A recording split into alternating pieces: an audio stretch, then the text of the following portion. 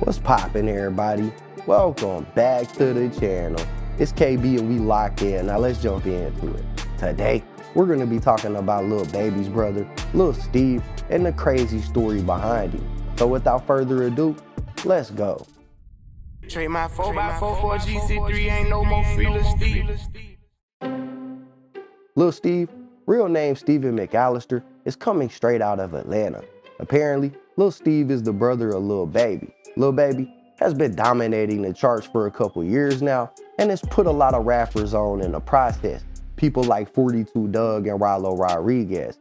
People that I'm sure most of us on this channel are familiar with, but there is another person that is close to Lil Baby that has tried his hand at rapping that hasn't seen nowhere near the amount of success or gotten nowhere near the amount of attention as Lil Baby, and that person is Lil Steve. Now, this is probably due to the fact that Lil Steve seems to spend more time in the streets than in the booth, even after his brother blew up. That, coupled with the fact that he's been plagued with a long criminal history that includes murders, witnesses disappearing, and even snitching allegations. Lil Steve, better known as G5, can be heard referenced on multiple songs that Lil Baby has put out over the years, and songs like My Time and Mickey, which is a song that he featured on for Lil Yachty. He can even be heard making reference on him to one of his most notable songs to date, The Bigger Picture. But throughout the years, Steve has been able to go relatively unnoticed, and his story has yet to be told. He has one of the wildest stories that's been covered on this channel in a while. So now that you know about his ties to the streets and his affiliation to Lil Baby, let's get into his story. Do this for Lil Steve, give my little homie a time. Lil Steve first found himself making headlines back in 2014 when he popped up in a news clip on a wanted poster for breaking into over 100 vehicles. When the clip aired, he had a total of 24 warrants that had already been issued. Plus, when this happened, he was already out on bond and sitting on 20 years of probation. Yo, I can't make this stuff up, y'all. Take a look at the news clip. I'm Liz Arts in Hapeville in Fulton County, where police are looking for this man, Stephen McAllister. They say that in Hapeville alone, he's a suspect in 24 car break-ins. They have 24 warrants on him. He's suspected in at least 8 more, but in the Hapeville East Point College Park area, he's suspected of 118 car break-ins. They say that McAllister was recently released from jail. They say that he was on probation for 20 years. He's on probation right now, suspected of breaking into all these cars. Police say that it is important that they catch him and get him behind bars. He got a plan, so he knows exactly where to hit at, so that's very scary. 118 charges. Bro was hitting more cars than a female trying to parallel park. Anyways, this is the first time that Lil Steve found himself making the news, but it certainly wasn't the last. He would eventually find himself involved with an incident that seen 2 people getting shot and 1 man losing his life. On November 30th, 2018, at around 3 p.m., police responded to a call from the Waffle House in Brookhaven, where they found 2 shooting victims. One of the victims, named Roderick Francis, had been shot in the left arm and the left hip, while the other victim, named Carthel Johnson Jr., was shot in the lower left rib cage. Both were alive when police arrived on the scene, but Carthel Johnson was in critical condition. The 2 were loaded up and transported to a nearby hospital. Let's take a look at the original report that broke. 2 people were shot today, and they went to a Brookhaven Waffle House for help. The victims were shot near the restaurant on Claremont Road. They stumbled their way to a nearby Waffle House where somebody called 911. The victim is in critical condition. The other suffered non-life-threatening injuries. When this news first hit, it was assumed by investigators that the 2 men had been shot within the vicinity of the Waffle House, but after investigating the scene, they quickly realized that this wasn't the case. Now, the first hour of this case was smooth. They were able to deduce that the incident didn't take place at the Waffle House. They were able to get the 2 guys medical attention that they needed, and they even found a quote-unquote witness. But the first hour of this case was the best hour of this case, because from here, things only go downhill. Almost immediately, confusion set in around the case, with police not even being able to determine jurisdiction for the matter. Police are investigating after 2 people turned up shot at a Waffle House parking lot in the last hour DeKalb police cleared the scene. This is the Waffle House on Claremont Road in Brookhaven, right off I-85. Channel 2's Matt Johnson is there live for us this afternoon. And Matt, police do not think the shooting happened there.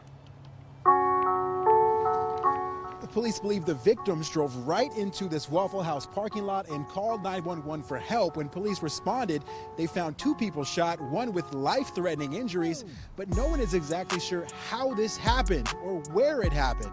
But let's show you some video we shot from the scene. Our photographer was the first one here and captured video of one of the victims loaded into an ambulance. He appeared to be alert and conscious.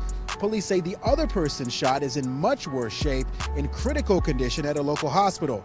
Brookhaven police say the victims drove to the Waffle House on Claremont Road near I-85 just before 3 o'clock, but everything that happened before then remains a mystery. They're hoping to speak with a third person, a female witness, who was just located within the last 30 minutes. The shooting did not take place here. What we do not know is exactly where it took place. We're trying to identify a crime scene, a shooting scene, and we're working with witnesses and the victims to try to identify that. So right now, Brookhaven police aren't even sure if this is going to be their case or if it's going to fall in the jurisdiction of DeKalb County Police. A lot of questions right now, a lot of possibilities. We're working to try to find out the latest information, and if we get it, we'll give it to you in this newscast. Only one of the men that was shot survived the incident. Cartel Johnson Jr. died from his gunshot wound at the hospital, making this investigation a murder case. The police were eventually able to conclude that the shooting took place at an apartment complex called The Mile, which is right down the road from the Waffle House that the 2 men were found at. The day after the incident, and police would put up a public service announcement via Facebook asking the public for help locating a suspect named Pierre Singletary. SWAT teams suited up and raided the apartment complex that Singletary lived at, where they found evidence of a shooting inside. They would successfully wrap the handcuffs of judgment around Pierre's wrist, though, on December the 3rd, after he turned himself into authorities, where he would sit in jail and wait on more developments in the case. This would lead to law enforcement making 2 more arrests in relation to this case on December 11th and 12th.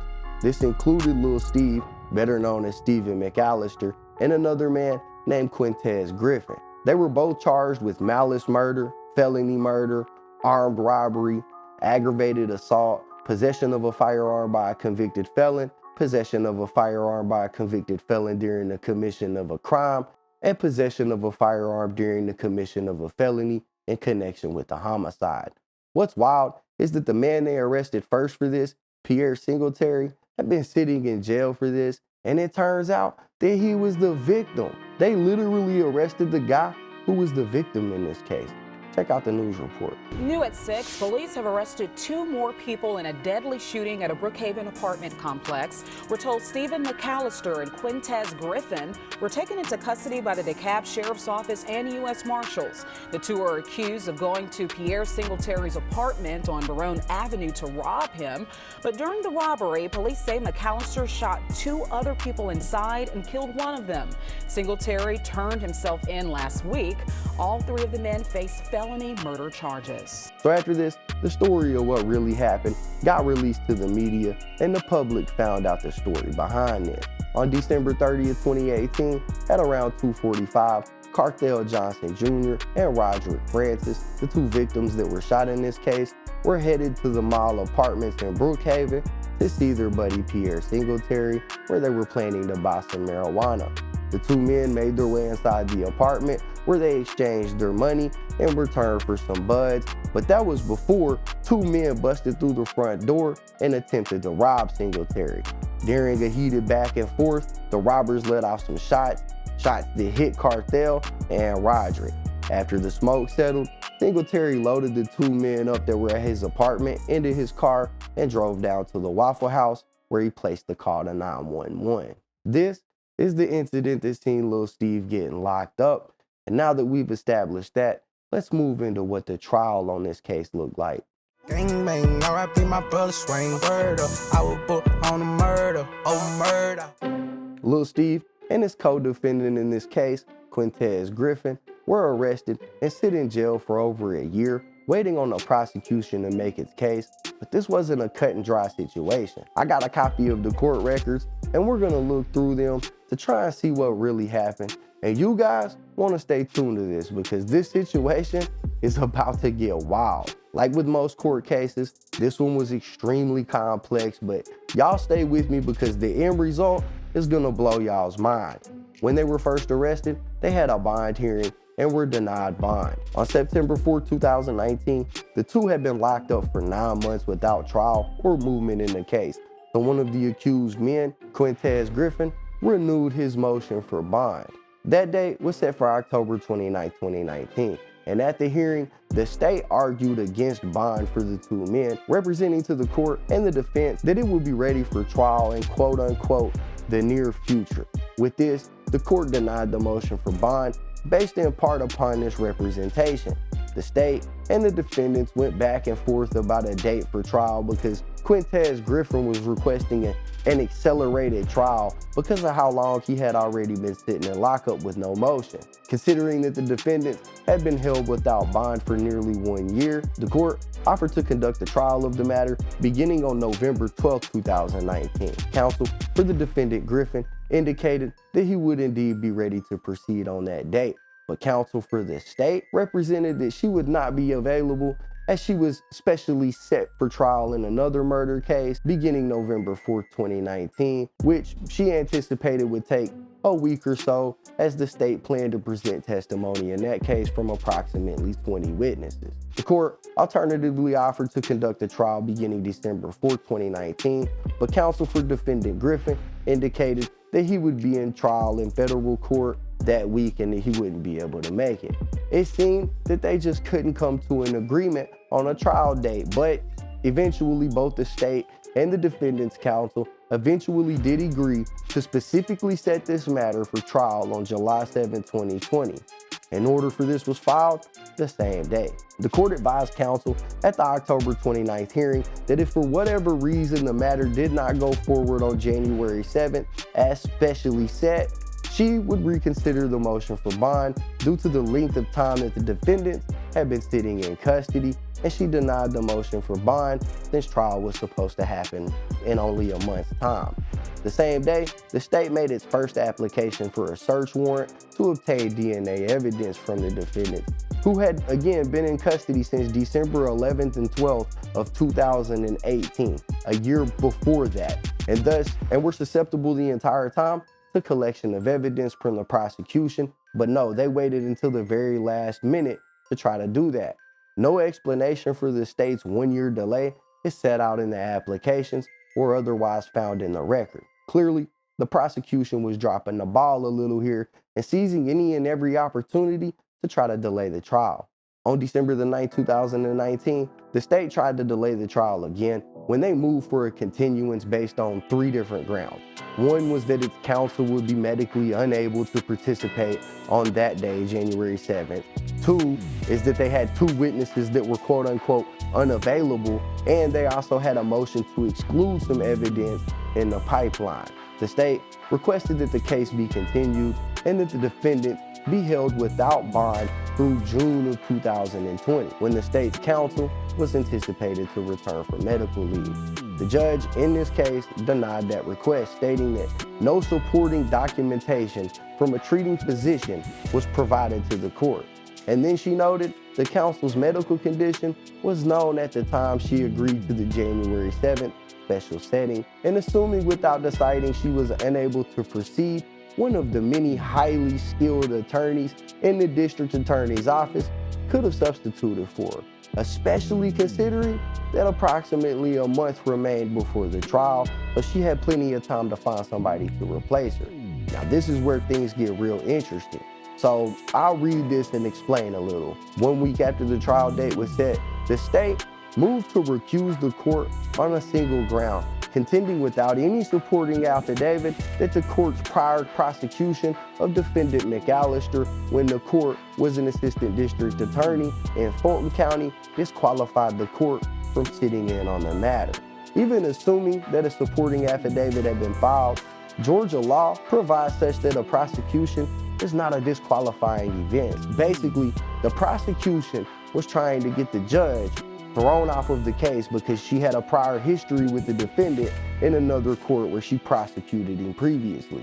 Now, this is a bold move by the prosecutor, calling into question if the judge was going to be biased in this case. But during the hearing, the state also let it be known that it had 2 witnesses that were mysteriously missing.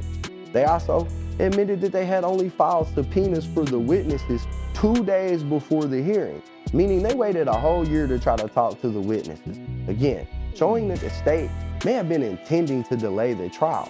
No explanation for the state's delay in applying for the material witness warrants was found in their applications or in the records of the court. At this pretrial hearing, the state made another oral motion to continue the case at a later date, and counsel for defendant Griffin and for defendant McAllister strongly objected to any continuance, arguing that the state had agreed to the specially set date of January 7, 2019, and that the defendants were ready to proceed to trial at that time. They also said that they had secured the attendance of expert witnesses for that date and that it would be impossible for them to move it. The court again denied the state's oral motion for continuance. The state was trying hard to not go to trial on this, but after every effort made, the trial date finally came. The state moved for an order of no prosequi, saying that they wanted to dismiss the charges against the defendants. According to Georgia law, no prosequi of a criminal case permits the state to re-indict the charges, thereby dismissed within 6 months of the order or within the applicable statute of limitations, whichever is later.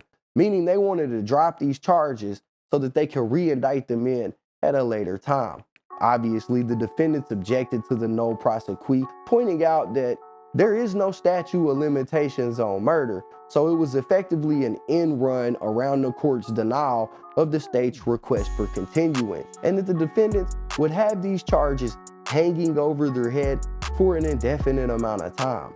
Noting that the prosecution was trying to locate missing witnesses, which could take who knows how many years and could possibly take until the defendants died. The court denied the request for nolle prosequi, meaning she would not let the state drop the charges against the defendants. The matter finally came to trial on January 9, 2019. Counsel for the state, who had previously represented in a written motion for continuance that she was going to be medically unable to participate in the trial, and the district attorney and the chief assistant attorney all appeared at the counsel table, meaning that she could have made it when she made that request to not have the trial because she had some kind of medical emergency. The defendants and their counsel was in attendance as well. The state made another oral motion for continuance, which the court denied again. The court then called up the jury for jury selection. The state refused to examine any of the potential jurors, making a statement that said, "The state is not prosecuting this case. We are not going forward. We do not believe ethically we can when there's witnesses that the court has already found both material and unavailable by signing an arrest warrant for at least one of them." So at this point, the prosecution still can't locate those 2 missing witnesses, and to be honest, I can understand why they wouldn't want to move forward with the case without the witnesses. Now, the court literally issues an arrest warrant for one of them, but they were never able to be found. It really brings up why the judge wouldn't allow for a continuance when there's 2 missing people out there. It just kind of seems fishy to me, but let's see how this all ends. The prosecutors continued their statement, saying, "We will not be participating in jury selection. We are not prosecuting this case at this time. We are not calling the witnesses. Without our participation, I do not believe that jeopardy attaches because these defendants are not in any jeopardy of being convicted." Clearly, because the motion of no prosequi was denied, the prosecutors were trying to find a loophole that would allow them to prosecute at a later date. However, the court ignored this and a jury was seated, and the court directed the state to present its opening statement. The state again refused to participate in the trial, repeating in substance the statement from earlier. The court then directed the state to present its first witness, which is wild because again, the court knows that the witness is literally missing. For a third time, the state refused to participate in the trial. The state refused to present any evidence or testimony against the defendants, and the defendants moved for a directed verdict outside the presence of the jury, which is a motion that the court granted. The jury was thanked for its time and released of its duty. Now at this point, it's time for the judge to hand down a verdict, and here is what she had to say. Pursuant to our federal and state constitutions, a defendant charged with a crime enters upon the trial with the presumption of innocence, which remains with him throughout the trial unless and until the state presents sufficient evidence to overcome that presumption. As the state refused to participate in the trial of these defendants in any manner, to select a jury, to make an opening argument, to present any witnesses, or documentary evidence, the state could not and did not overcome this presumption, and the defendants were entitled to a directed verdict of acquittal on motion as a matter of constitutional law. Defendants in this case, while represented by competent counsel, had all of the resources of the state arrayed against them. However, the state, for reasons not evidenced from the record, failed to exercise those resources to secure necessary witnesses, failed to obtain timely orders for evidentiary collection, failed to timely obtain material witness warrants, and most importantly, failed to participate in the trial of the matter on the date which they agreed to. Instead, the state attempted to conceal its failures by belating filing of numerous motions unsupported by evidence or authority, which they knew to be without merit, or which was contrary to the law and rules. The state takes the position that these defendants are dangerous to the community. It was the state which failed the community by failing to present any case at all for their conviction on the indicted charges. The court, in accordance with the oath, must discharge its duty to administer justice in all cases, regardless of person. And as the state failed to overcome these defendants' constitutional right to a presumption of innocence, the court has no choice but to grant their motion for a directed verdict of acquittal. If there are consequences to the community from this acquittal, such consequences are attributed solely to the state. And just like that, Lil Steve had beat an entire murder case due to missing witnesses, incompetent prosecutors, and a judge unwilling to allow time to locate missing people. What the verdict meant was that the state could never file these charges against these two men ever again, when what they were going for is to just push it back long enough to locate a couple of witnesses. This was a massive defeat on the state's part. This caused a great deal of backlash as the judge started to get questioned about what prompted her to acquit, opposed to letting the prosecution push it back. This had a lot of people looking at the ethical side of it, but the judge blamed the state and the state blamed the judge, saying she could have easily allowed more time but refused to do so.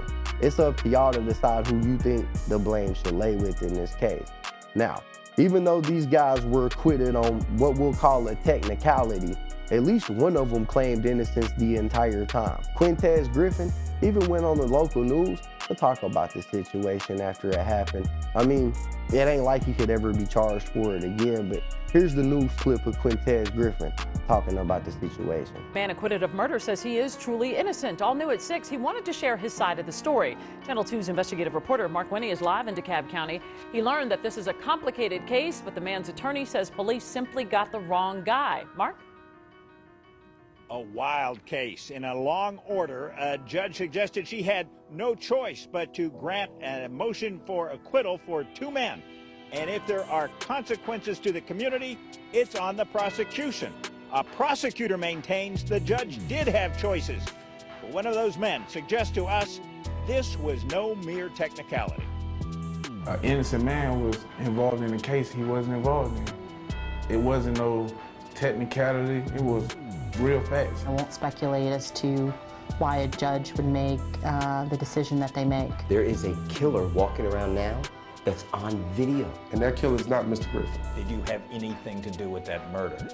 Not at all. I'm not done. In an interview at the Fulton County Jail, Quintez Griffin pronounced himself, in effect, innocent. I just put it in God's hands, prayed every night. Flanked by the lawyers, Brian Steele. Mr. Griffin has been locked up in the DeKalb County Jail for 13 months. And Jacoby Hudson, who represented him in a murder case. There's also a victim's family that's mourning. An interview days after DeKalb County Judge Shondina Morris pronounced him and co-defendant Stephen McAllister acquitted in an extraordinary court order. Had you ever met Carthel C.J. Johnson Jr.? No, never seen him a day of my life. DeKalb DA Sherry Boston says in Brookhaven in 2018, a pair of robbers shot Johnson, fatally wounding him, and shot and wounded a friend. She says the state took the extraordinary step of refusing to participate in the trial because two key witnesses were avoiding subpoenas and prosecutors couldn't do justice without them. We have an ethical obligation when we come into court. Steele says video shows what authorities say were the two killers in the white hoodie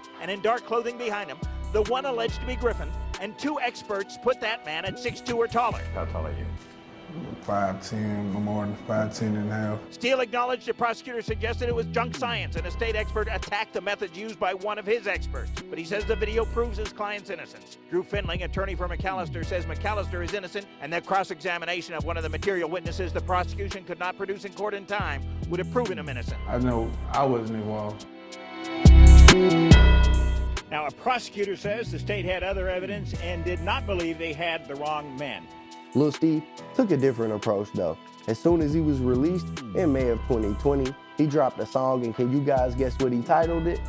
First Day Out.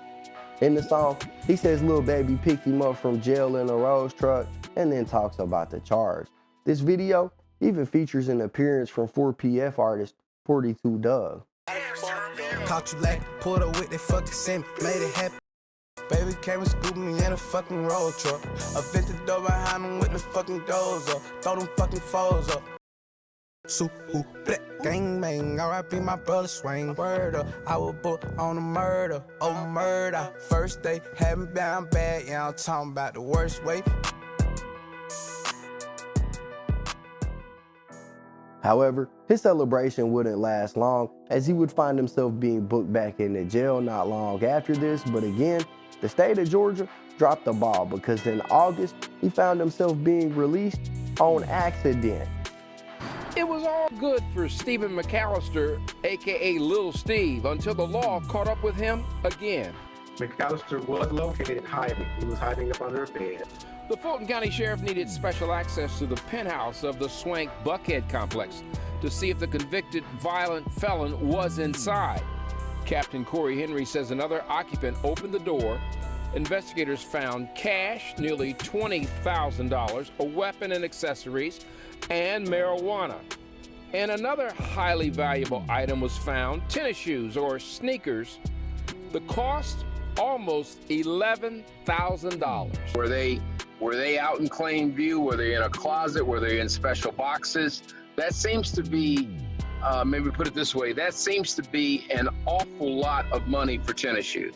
And the shoes were found throughout the apartment. Some of them were in boxes. Investigators noticed the shoes and understood the value of them. Prestige footwear can easily go for $1,000 a pair. Back in state custody now, Lil Steve has to settle for some rubber flip-flops. So all those sneakers are out of the penthouse apartment, and how do they do that? How can they take that property? Well, it's under the regulation that if you use drug money, that's the theory, to purchase items like expensive shoes, the authorities can take all those shoes.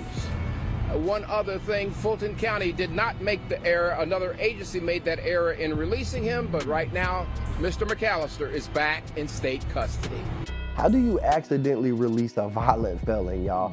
Anyways, he has since been freed, and you might be wondering why you haven't seen him around Lil Baby or on the track with Lil Baby, and there may be a good reason for why you haven't seen him. Apparently, in Atlanta, there's some beef that is happening between the different sets in the city, and Lil Steve would find himself directly in the middle of it when one of Young Thug's homies named Rue took to the internet in an attempt to expose Lil Steve as a snitch. Yeah, that's Stephen McAllister, man. Stephen McAllister, man. Run that Bobby, bro, cause you get how I found out about this, though, bro. Get what? You know, in the paperwork, he was Lil Steve. Yeah. You know, time go by. changed their name. So I'm down the road, I'm down there kicking it. They talking about hitters out the city and I'm like, they hit who? They talking about bro got the hitter, whoop, whoop, whoop. I'm like, who? They show me the I say, boy, that is told on me. Like, no, you feel me? I'm like, boy, yeah, that's the that told on me. They say he named G5 now, he with Lil Baby. I'm like, he ain't with Lil Baby, you feel me? But yeah, Lil Baby vouching for Lil Steve has never responded to the claims of snitching, but one thing is for sure, you haven't seen him close to Lil Baby since the news broke. But that's the story behind Lil Baby's quote-unquote brother. Now I say quote-unquote because if you look online, everybody claims that Lil Steve is Lil Baby's brother, and Lil Baby can actually be seen referencing him as his brother in a bunch of old social media posts and stuff, but I was unable to verify a blood connection between the two. It just seems like they're homies. Either way, that's the story. Anyways, that's it for the video, guys. If you enjoyed the content, be sure to hit the like button, subscribe, tap the notification bell so you get notified every time I upload a video. As always, it's been fun rocking with y'all, man. I'm out.